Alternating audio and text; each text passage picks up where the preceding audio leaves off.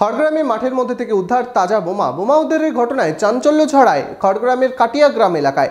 কে বা কারা এই বোমা মজুত করে রেখেছিল তার তদন্তে পুলিশ।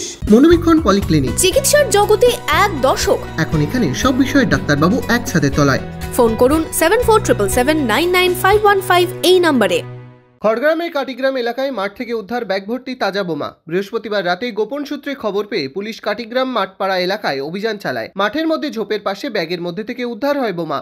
পুলিশ সূত্রে জানা গিয়েছে ব্যাগের মধ্যে রাখা ছিল 8টি বোমা। কে বা কারা বোমা মজুত করে রেখেছিল তা খতিয়ে দেখছে পুলিশ। উদ্ধার হওয়া বোমা নিষ্ক্রিয় করতে খবর দেওয়া হয়েছে বম স্কোয়াডে। ভয়ঙ্কর জিনিস নয়, এবার মনে করেন এবার যদি এই সাগর চলাতেই থাকে তাহলে তো মনে করেন আমরা যদি মনে করেন আসি, যদি সাগর উপরে যদি বাস্ট হয়ে যায়, সাগর যেমন উঠবে তেমন যদি বাস্ট হয়ে যায় তাহলে সেটা তো যাবে।